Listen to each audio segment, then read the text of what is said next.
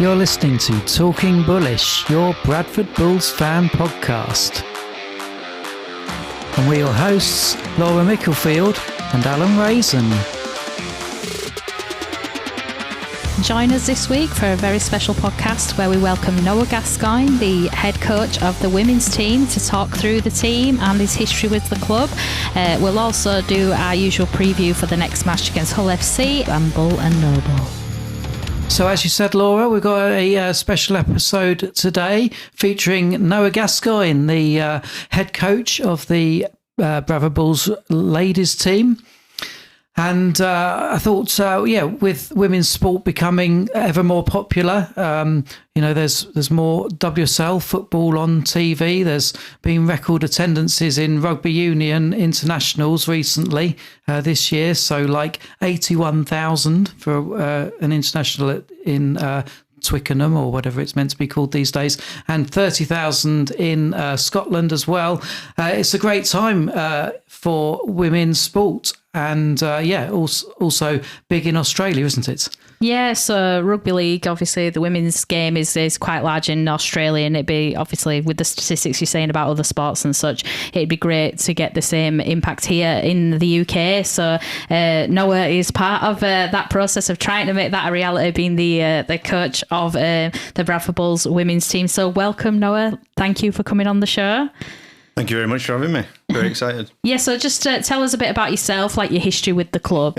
So I came in, we were going to run an under-19s programme with women, but there's RFL rules and we couldn't quite get it going. So I came in and did some stats and video work for the first team. And then partway through last season, head coach departed. I took over for back end. We had some good results and I was given a job on a permanent basis. Well, what got you into rugby league and coaching? Well, I played rugby league from a young age. It were a big help for me as a young person. Getting them social skills and making friends and forming that community. I actually did my degree in sports coaching. So when I was looking to get into work, I wanted to do something that I loved and I enjoyed, and that is rugby league for me. So. Given the opportunity to come to Bradford, it's such a massive club with big history and a big challenge as well, and a project to work on for a long period of time was really exciting for me. I'd never worked in women's sport, but now I can't imagine doing anything else. I love it. It's everything. Every minute of every day is centred around Bradford Bulls Women. Nice. So there's the video analysis quite a big part of your job still. Yeah, I mean, I've brought in one of my friends to do a lot of stuff that I can't really be bothered with. But I really enjoy it. It's a big passion of mine. It's something that we push on girls. We do a lot of video sessions for sort of educational purposes and to help them improve, to help us improve as a team. And they have some stat stuff. They enjoy it sometimes. Maybe not yesterday. We'll find out this week. But generally well received. Yeah. Oh, that's good. So it's kind of like a similar process to what's in the first team and stuff, like you review the games after you've played. So when do you actually train? How often is it and how frequent? So we train for 2 hours a couple of times a week, Tuesday, Thursday. If we don't have a game, then sometimes we run Sunday sessions as well. It's split. We do a lot of S&C work. We've got an S&C coach, so we do gym, we do physical conditioning, then we do a lot of educational stuff, sports psychology, nutrition, that kind of thing. And plenty of rugby league as well. And is it quite a big team? Do you have lots of sort of feeder clubs, or is it? Yeah, we've got 31 players signed on. Most of those players come from junior clubs around Bradford. So his most recent intake, largely from West Bowling, who have given us lots and lots of good players. But we've also got Wibsey juniors, Queensbury juniors, Birkenshaw juniors. So lots of local Bradford juniors in our team. Mostly Bradford juniors in our team, actually. Oh, great. Well, you're saying obviously juniors coming up and through into the team. Is it mostly like a young team of developing players, or is there any kind of older? Yeah, it is. We've got a couple of experienced players, but when I say experienced players, our experienced players are 22 and 23 years old. Yeah. I think we've got 2 people in squad of age of 30, 3 of age of 25. So It is a very young team. The teams that we've been putting out to start this season, their average age has been about 18, 19. So it is effectively an under-19s, under-18s programme that we're running. Right. But they're competing in championship and doing really well. Yeah. And how does that compare with the other teams in the Championship? I think the girls are better, younger nowadays. I mean, as women's sport grows, as you discussed, the girls are playing from under 12s, 13s, 14s, 15s, 16s now, whereas before they were playing up to under 12s, where they stopped playing with boys, and then they started again under 18. So they missed a lot of crucial development. But now we're seeing girls playing younger and younger. So the younger age groups that are coming through now, your 16, 17, 18s, they're all really talented players that have had all that brilliant junior development through them feeder clubs. So the quality and quantity of players available to us is getting better every year. Oh, that's brilliant. Have you found that there's like a lot more development into like the younger women's players as well? Because I always say, and I mentioned it a few times, like I played when I was younger and I absolutely loved it. Got to year 6 and then it was like, girls can't play rugby anymore and that were it. And I'm too old now sort of thing. So I'd have loved to have kind of been in this day and age growing up now, because I feel like I would have been playing because I absolutely loved it. But it was just one of those where, no, it's for the boys. It's not for the girls sort of thing that's done. So are you finding that attitude is changing? Yeah, 100%. I mean, like you've already mentioned, the women's football, the Euros and having all that success has been really big for women's sport. If you go out on a weekend now, you see as many girls playing sport as you do boys, and that's no different in rugby league. The Australians are doing really well with women's rugby league program, and that's sort of starting to feed in over here. There's more exposure. There's girls to look up to. I mean, we're lucky enough to have Amy Hardcastle in and around our women's program, who's a really good role model for our young girls. Just as an example, and there's better coaching, there's better standards, there's better numbers, there's better advertisement, there's more clubs doing it, everyone wants to be involved, so it's a growing sport and it'll continue to grow. Yeah, so obviously you play in the Championship, there's 12 teams there. Above that is Super League with 8 teams, is it? Super League, yeah. Yeah, so a good 20 teams across the country, not I guess still northern focused. Yeah, I mean, to be honest with you, the League 1 and League 2 teams are not too dissimilar to standard that we're playing at. I mean, we've played against Wakefield and Stanley, who've both beaten us in pre-season. We played against Halifax, that run us really close, that were in, I believe, League 2 last year. The standard in the lower divisions is really strong, but like you said, there's different teams performing well in comparison to men's game. So some teams are really trying to put an emphasis on women's game. I think that Sheffield and Swinton in our division this year have really pushed on, and they've got really good programs. And we're competing with, I mean, Cardiff and London are setting bar in our league at the minute. They're really fantastic sides. And then you look at Super League, you've got teams like York and Barrow, who in men's game have not traditionally been right at the very top, but in women's game they're really, really pushing for success, which is good to see that clubs are looking to push women's game and to really fund and encourage it. Yeah, because I remember like kind of back when it were first coming about. I remember when I watched the Bulls when they were kind of winning the first. It was like the first Super League competition, wasn't it, of the women's game, and there didn't seem to be many teams at all at that point. It was just like really in its infancy. So it's like it's massive to think that all that's come from it. And to be fair, Bradford Bulls were one of the first, weren't they? Yeah, very much. We're a pioneer. There's people that we can talk about. For Amy, for example, that were in that team that were in Super League. Obviously, we're not where we want to be right at the minute, but to have that to look back on and to have them as people that have gone on to be icons at women's game in this country to look up to and to aspire towards is really good for us. Yeah, it's definitely something to look for. But is it the fact that that it did expand? Is that why kind of did players go elsewhere and it kind of changed the format, or how did things kind of go from? Yeah, I think the lack of professionalism in women's game means that you do see a little bit more freedom of movement with players. Right. Obviously, a lot of time they're not tied into contracts, so you see people move a little bit more. So things ebb and flow, and teams get good, teams come back down, and that's where we're at a minute. We're starting afresh. We've had a big exodus of players and staff recently, and brought in lots of people, young girls that are hungry to succeed and to get Bradford Bulls back where they want to be.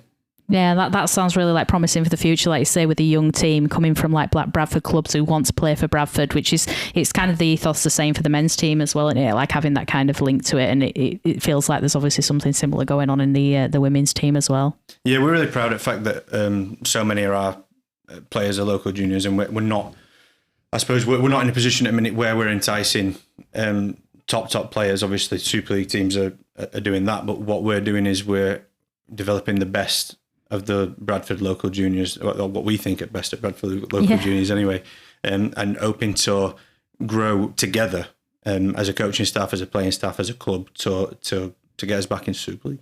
No, that's brilliant. And how is like recruitment done for the teams? Is it a matter of do yourself, and have you got like a coaching team? Do you go out kind of spotting players, or do people apply? We have a brilliant coaching team, really committed set of people, and we will go out and frequent sort of junior games. At the minute, we're looking at the under-18s division, the under-16s division locally. There's lots of really talented players. I mean, we've got to get past Leeds and York and Huddersfield to get anywhere near any of them at the minute, but there's lots of really talented players, and we're hoping that as we progress through, the more of these talented girls we get in, and the ones we've got now get a little bit older each year and a little bit wiser. In 2, 3, 4 years' time, we're going to be right where we want to be.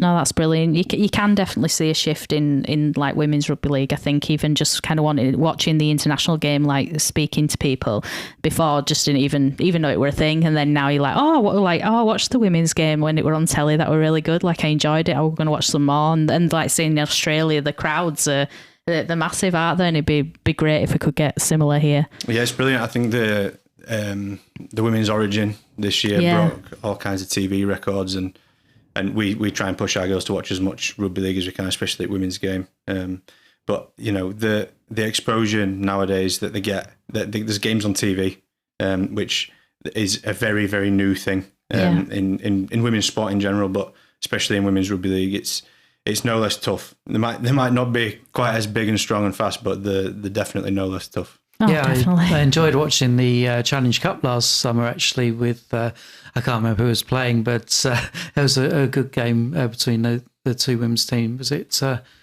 Wigan and Warrington? Or I think, were it Wigan and York? I can't remember. It's always Wigan and York, folks. Yeah. Wigan, York, Leeds, St Helens, some combination. Something like that. Yeah, but no, it's good to see, like say, more things on the telly. I think even the kind of preview thing that came on Sky for the rugby league now actually shows, like saying we're going to show like men's rugby league, women's rugby league. Like it's good that it's showing it. Obviously, it was primarily Australian stuff and international, but it's good that, like you say, it's just getting out there, because I think it is, if the more it gets out there in the media, on the telly, and people will then kind of want to watch and stuff. And I suppose leading on to that, how can people watch? Like if we want to come see the Bradford Bulls Women, is it a matter of like is it like, how much does it cost? Where is it usually? The fixtures out? I know I see some stuff on social media when the post like the games are coming up, but I know you were saying, Alan, yourself, when you were looking up to see like, how much would it cost me if I went on Sunday and stuff. There's sometimes it's like a bit of digging around to find that. Yeah, I think club have been really good with us with social media push. I mean, we do get a lot of exposure. Which is really good. Yeah. I mean, today we've had our player at month announced on social media, so she gets to get her flowers this week. Oh, brilliant. Georgie Connolly, if you're listening, Georgie. And we, the fixtures are available on website. They are all listed on there, and on Women's Rugby League Match Centre as well, on RFL website. But we've been playing our own games at Bradford Dudley Hill, right? Community Club this year. They've been very gracious hosts. Entry is usually £5. To come into our own games, which are drying up, to be honest, because we've had a very strong home to start the season. But we'll be playing at Odsall this Sunday. Not sure when this will be going out. It's a double header, isn't it? Yes, so we're playing a double header with men's team. We're both playing Hull FC. Our kickoff will be 12:15, and it's part of Emergency Services Day, which we're really excited to be a part of. And club have gone to great lengths, and Rebecca, our head of women's, has gone to great lengths to get that on and to get the girls that exposure that they deserve, which I think they've earned because they've worked really hard in pre-season, and they've had some really positive results. Obviously, like a couple of them have been losses, but to us, where we started from and where we're going to, they've been really positive. So we're excited to show Bradford fans, men and women's fans, what we can do. Yeah. And what are your sort of aspirations for the season then? For this season, we're quietly confident that we're going to improve from last season. In fact, we've already matched last season. Last season we won one game, and we beat Castleford, and we did that in first game this season. So we're playing on house money for the rest of the year. That's good. Effectively in terms of his improvement. But from Rebecca, from myself, from the rest of the coaching team, for girls, what we're looking for is improvement, development. We're treating it as a development team, because that's what we are. We're a very young team. And we're going to nurture that talent and do the right things by them without putting massive amounts of pressure on them for outcomes. We're looking at processes. We're looking at developing a system. We're looking at developing them as people and as players. So the results will come. We are going to win more games, but we have patience. I have patience as head coach, and I know my staff have patience, and the players have patience and belief in what we're building. So aspirations for this season: are we going to win championship and go into Super League next year? Probably not. Is that the aim in 3, 4, 5 years' time? Absolutely. Oh, brilliant. I know you've referenced, obviously, had Rebecca and Amy Hardcastle as well. Yeah. So how is the kind of structure of the coaching team, like who's involved and what kind of are their roles as well? So Rebecca's our head of women. She does all that behind-the-scenes stuff, pushes us with the club, maintains that relationship with the club, with the sponsors, all that kind of thing. And she's my boss. She makes sure that I'm doing my job correctly. I'm the head coach. Amy is currently in a bit of an advisory role to myself, to Rebecca, because of the vast experience that she has. Obviously, she's still continuing her playing career at St Helens, so she's not available all the time, but she's really useful to have around for girls as a role model for us, as a shoulder to lean on for advice on all things women's rugby. And then we've got I've got 3 assistant coaches, strength and conditioning coach.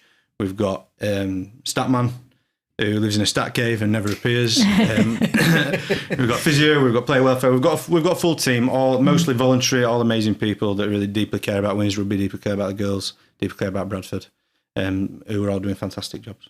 Oh, that's brilliant. And to know, like you say, a lot of it is voluntary as well, that it's just that you're just doing it for the love of the game. And they love the game, they love the girls, they love Bradford, yeah, love the city, they love the area, love rugby league. Yeah, they're all rugby league people.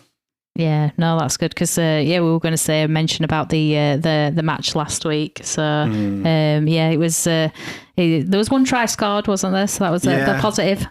Yeah, look, we've had a really good result against Castleford, where we put on a really fantastic performance, and we looked like a proper rugby league championship team. We're such a young squad. We're really, really proud of that. All KR last year, I think we conceded 9 tries, kept them down to 2 this year. Didn't quite get it together in attack. Too many errors, but it happens. We're a young team. Yeah. This week, listen, we've learned a lesson. Yeah. We're spinning positives.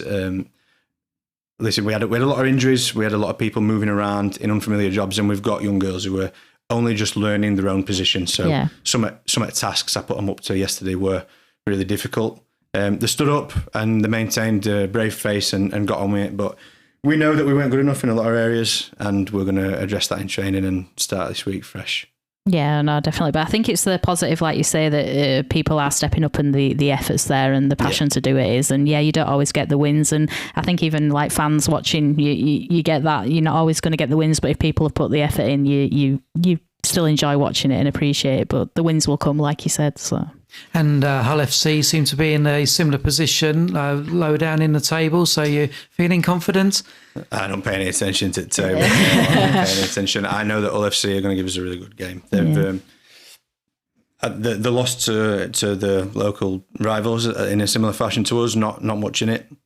And we played them last season. I think we pushed them quite well considering where we were at. And I'm expecting a really close game.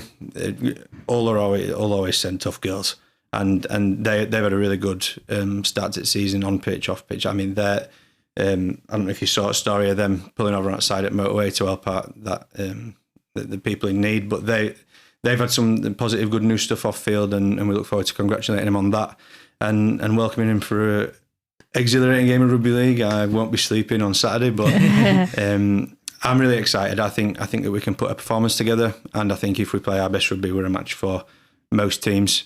But we'll see. Yeah, no, that sounds great. It's like we said, it's 12:15 kickoff, is it? It is 12:15 at the home of Rugby League, Oddsall Stadium. Yeah. We're really looking forward to it. A lot of girls playing at Oddsall for the first time. Obviously, there's been a lot of things going on at ground, and we've been playing our own matches elsewhere, as have a lot of teams. But getting in there, a big achievement for girls, shows faith from club that they're willing to put us out there, because I think the girls have earned it. They've worked really hard, and the club have recognised that and put us on that double header. And I think just quietly we might be in for a good day. Oh, that's really good. That's brilliant. So I know you obviously referenced saying the club's been really good. So is it like there is any links between kind of the Bradford Bulls like first team men's and the women's? Is it is it kind of under one umbrella? Is it? I'm not really sure. Yeah, we are under one umbrella. So. Formerly we were under Foundation. Right. Okay. The club brought us back under their roof, I suppose. We train at the same facility. Brilliant. And we get access to all the same stuff as they do. And club are really brilliant, especially at a board level. We get a lot of support. Obviously women's sport in its infancy, and where we are, we get a lot of support from club. And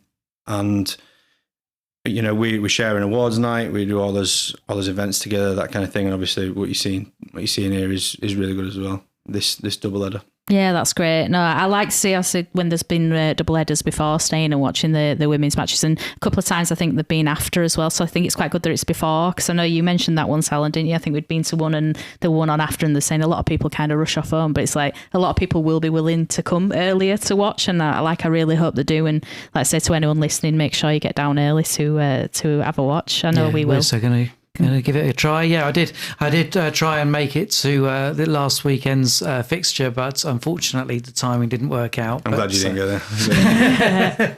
Yeah, do you get quite a lot coming to watch then? How are the crowds? We get quite a few people through the door. Yeah, it's obviously like a fairly large percentage of our supporter base at the minute is friends and family. Yeah. Just by nature, but there are people that are there as Bradford Bulls fans, especially when we played at Odsal last year. A lot of the time, you'd get people come out for day out for a spectacle to support us as Bulls and Bulls Women, and we get that at Dudley Hill as well. It's a little bit more a challenge because it's a community club ground, but they are very gracious hosts and they get as many people in as they can, and we're hoping that some people come along this week and catch the bug and start coming to more.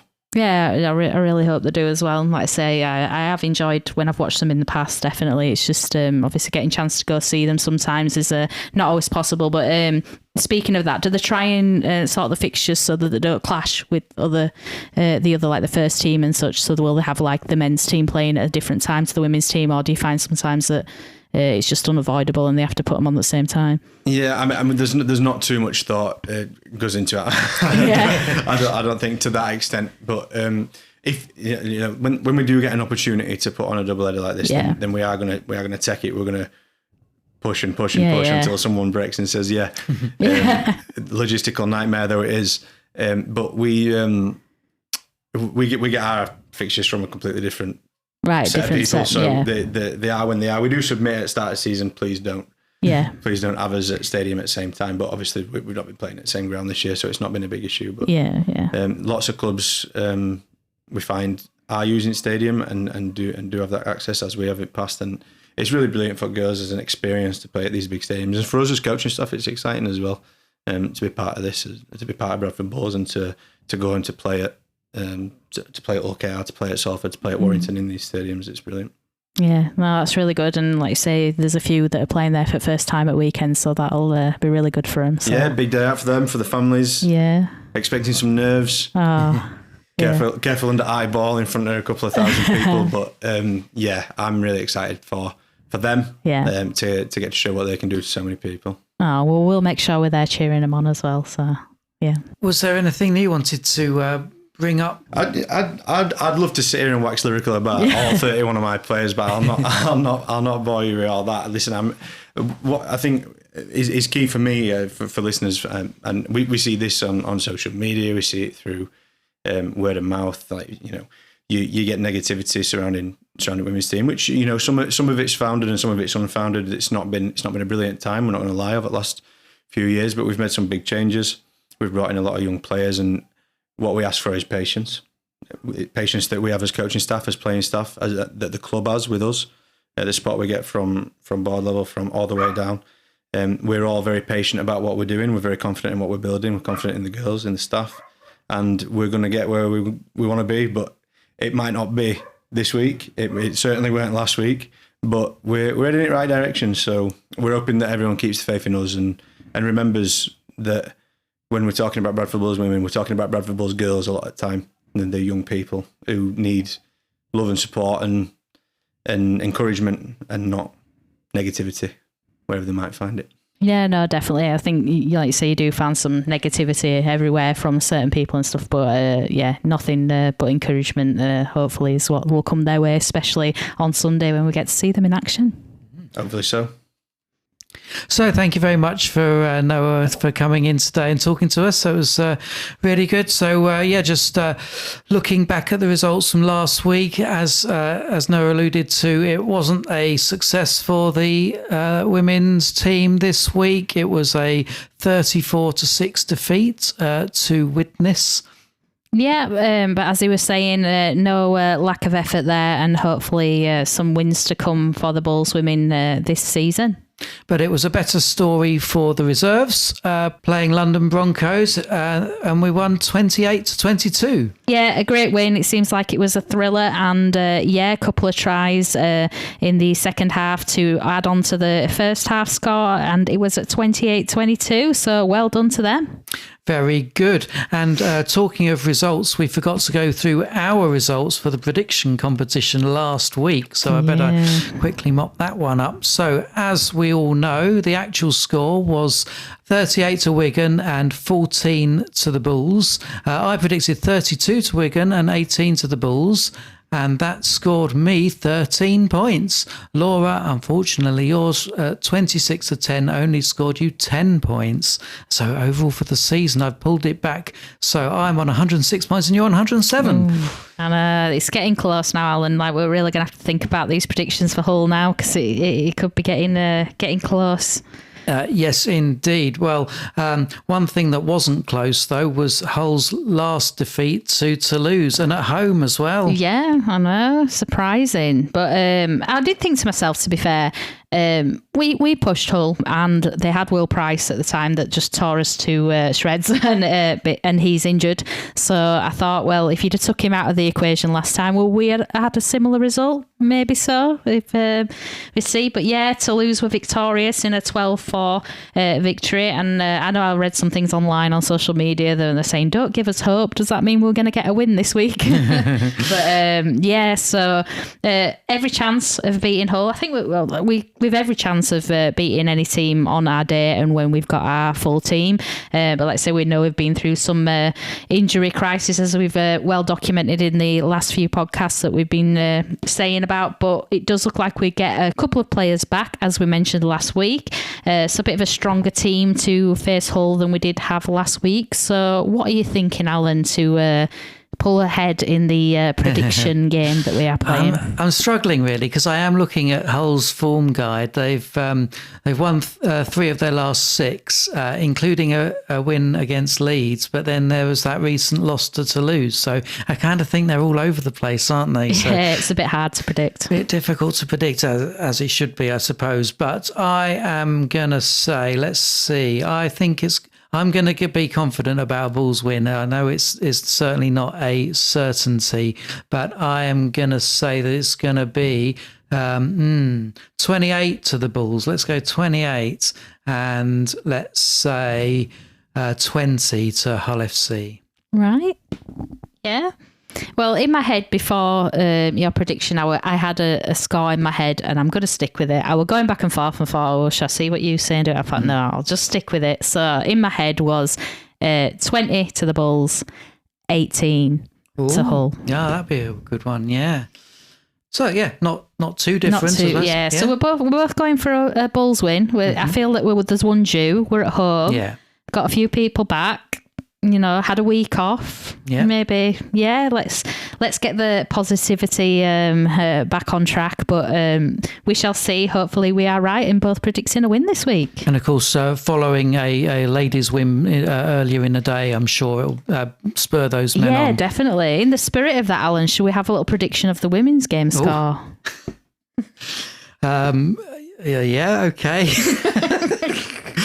I don't think this one's going to count into our competition. No, though, probably can't put it into a competition. It might mess up your algorithm. Yeah. But let's, for the fun anyway, let's see what we think. Let's do predictions for the women's game, and obviously the listeners as well who like to play along. Let's have your predictions for both the men's and the women's game this week, seeing as they're both on our odds this weekend. Right. So I'm going to go 16 to 12. Oh, very Bradford. good. So yeah, 16 to 12. I'm going to go a bit high scoring for the women's match. So I'm going to go 24 to 20. Oh, very good. Two wins again. 2 wins, so, that's it. So the positivity is going the Bulls women's way this time. And let's say we'll be there cheering them on, and hope a lot of the listeners will be too.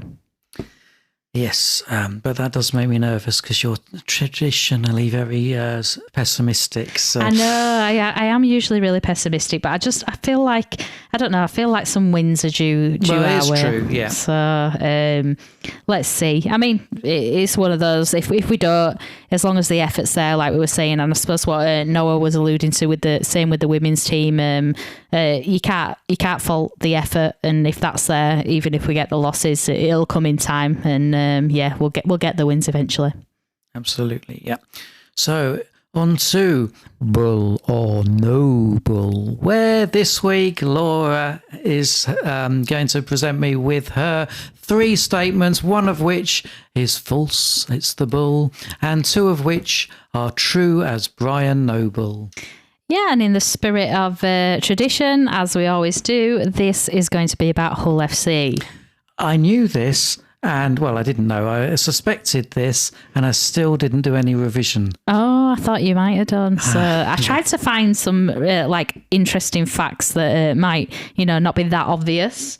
Because I thought if you go on and do just tell me some facts about Hull FC, that you'll come back and be like, oh, I know all these because I did a bit of a Google. So they're a bit of random facts, but let's see. So the first Bull or No Bull statement is the club's famous terrace anthem is Old Faithful, which is a popular cowboy song from the 1930s. Okay.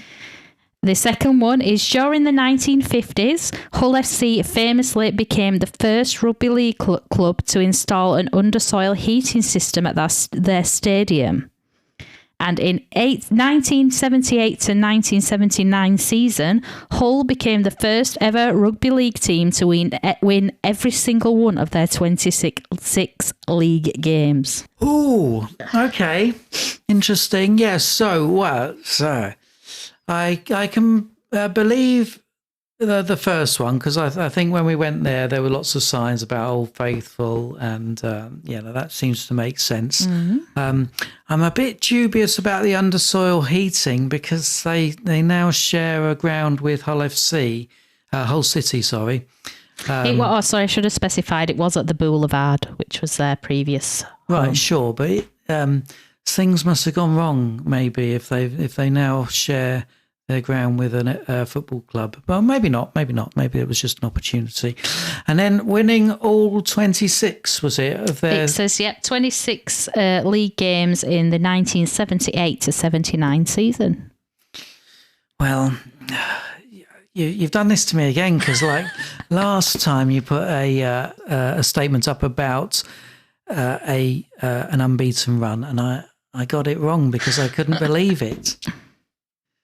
26, you can't go a whole season not losing any games. That's just not right. So, no, I'm going to stick with my original gut and say that it's the undersoil heating system that is the Bull statement. I can tell you are correct. Yay! So, they did, in fact, win every league game, 26 in total, in the 1978 to 79 season, unless AI have failed me, and that's not correct. But yes, it should be a No Bull statement. The club's famous terrace anthem, Old Faithful, was from the 1930s, and Hull fans sang it on September 26, 1936, for the first time in a dramatic 13-12 victory over Wigan, if you'd like to know a bit more about that. And the fact about the undersoil heating system was absolute rubbish. It was just an AI generated, I said, make a believable fact that about Hull FC. So it's absolute rubbish. It even added that the project was allegedly funded by a wealthy local shipping merchant. So I was impressed at how much AI went into this ruse about this fact, and so much so that it got you down in it a bit. So I'm quite pleased with that. And that brings us to the end of another episode of Talking Bullish. Make sure you check out our website at talkingbullish.fm, where you can find all the links to all our social platforms and the podcast platforms where you can like and subscribe and share to your friends, as I hope that you all will. Brilliant. Yeah. And please keep listening, keep commenting. And like we said earlier, massive thank you to Noah. And if there's anyone else from any teams that want to come join us and speak to us, absolutely, please come talk about the teams that are all Bradford Bulls. It's not just for the men's first team, it's everything Bradford Bulls. So if there's anyone that wants to come and speak to us, we are here. Get in touch. And on that note, we will see you on Sunday. Let's hope for 2 wins for our first teams. See you on Sunday. Run with the Bulls.